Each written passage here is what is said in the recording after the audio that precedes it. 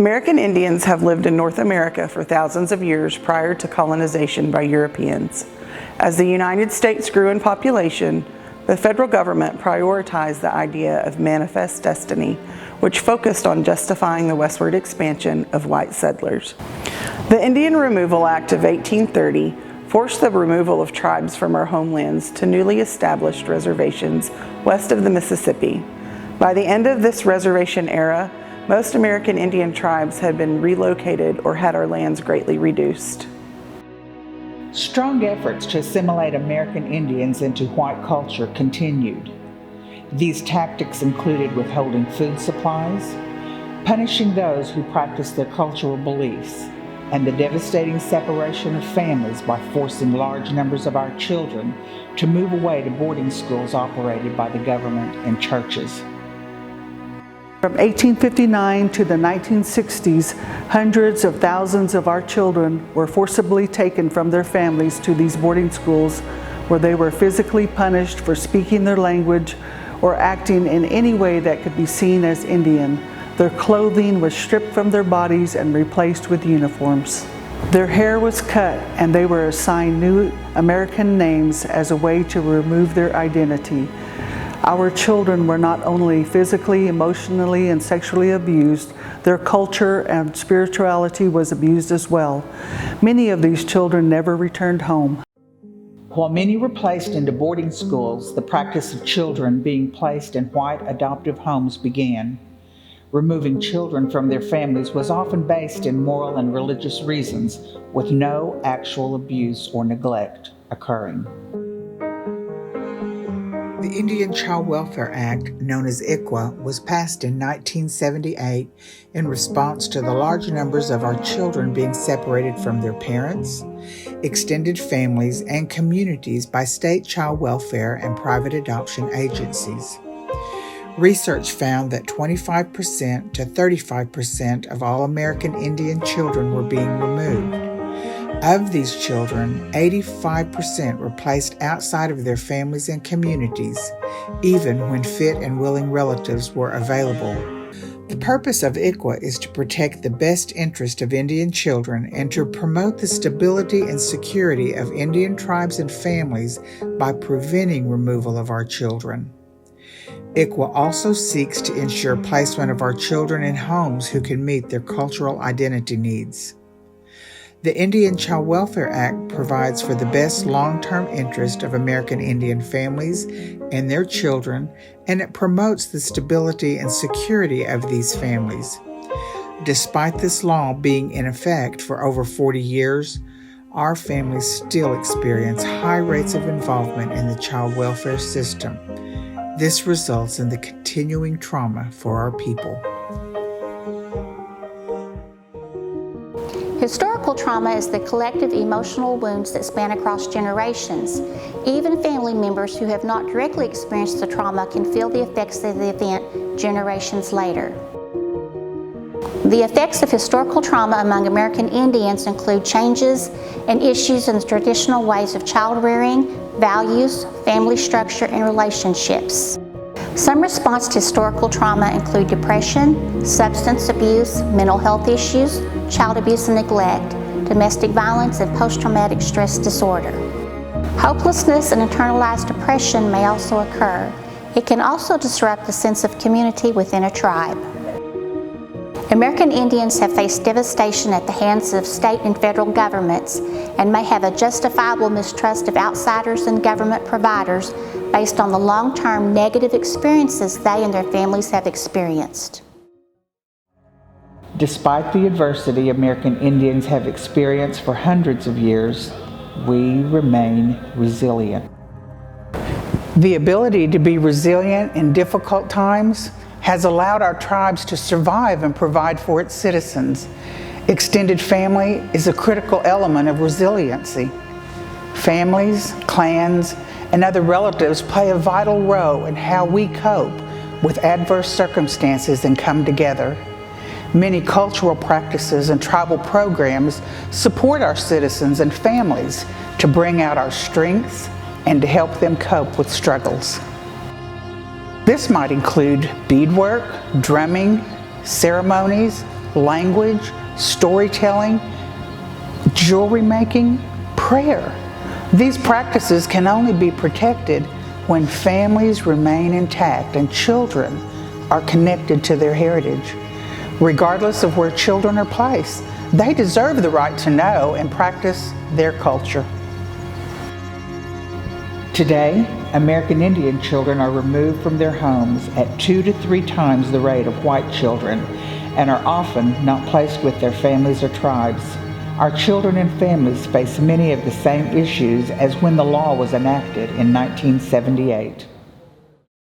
So the Indian Child Welfare Act is a federal law. It's also a state law in Oklahoma, and it's really vital to the continued existence of tribes. If we didn't have this law, we wouldn't have a say in the lives of our children.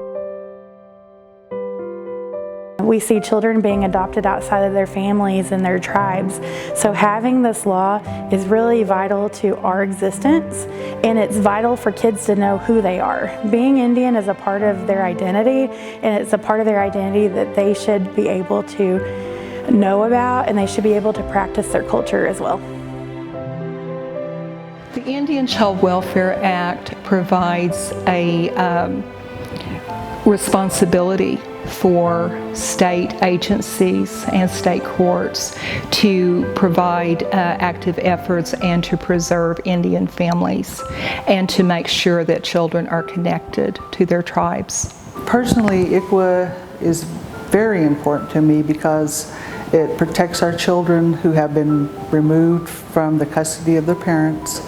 It allows our tribes to know that these children have been removed and that they've been placed, or it allows us to have tribal placement, and it allows us to have a voice in the courts. It allows tribes to know where these children are, and without it, a lot of our children would be lost. So for me, it's very important that this federal law is in place. The Indian Child Welfare Act is still needed today because we are still seeing a large number of children being removed from Native families, whether it be lack of education, lack of understanding, or whatever reason there is, it's still disproportionately occurring. So we need that law still to support us in our belief that children are best served by being with their family, their tribe, their community. ICWA is important to me because it's affected my family. Whenever I had a family member who needed help, had I not known about ICWA, I don't know where this child would be today. And because it's affected me personally, it's made me see that even as a professional person and not knowing everything there is to know about the law, then it's my job to help educate other people to understand what ICWA is about and know that the tribes are there to help make sure that this law is followed. ICWA protects our most vital resource. ICWA protects our children. It protects our sovereignty and our cultural survival. The most important thing I think that a person caring for an American Indian child should know is that no matter what they look like, no matter what their blood quantum is, they have a right to know their heritage. I believe that no matter what color our tribal children are, whether they're white, brown, dark, they still have the Indian blood in them, and I believe it remains a big factor in their culture of knowing that part of who they are. And I would talk to them about their tribe and what they want to know, because a lot of children, as they get older, they want to be connected, but they always say our children have to learn our ways when they're starting out little. So if you have a little baby, a 3-year-old, 2 or 3-year-old, interact with them as best as you can. There's information out there that our tribes have where you can count to them. They know their colors, and you can start with something like that. But regardless of what color they are, please keep their culture intact with them. When you become a foster parent, you need to understand that the primary goal of bridging or foster parenting is to help in reunifying that child with the family. You are that bridge between the child and the family. And we're hoping that when you do this, that you will open your heart and your home to this child, but also to the parents. A lot of these parents just need your support, your help, and your education, and need you to go the extra mile in helping to get their children back. Sometimes this doesn't occur, but you need to know, and that child in your home needs to know, that you put your best effort forward, and with your help, these families can get their children back. So that's what we're hoping, is that you will work with these families as though it was your own relative, and that someone would care about them the way you would want them to care about your brother or sister if this was the case. Being Indian is who you are in your heart.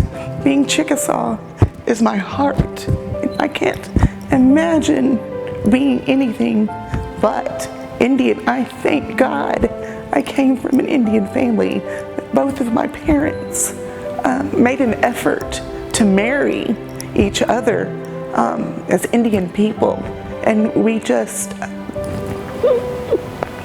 that's just such a huge part of who we are as Indian people. Sage has a deep cultural, spiritual, and ceremonial significance to many tribes and is a part of our heritage, healing, and helping. Understanding these concepts is important for those involved in the lives of our children so that they can provide culturally appropriate care and support to our most precious resource.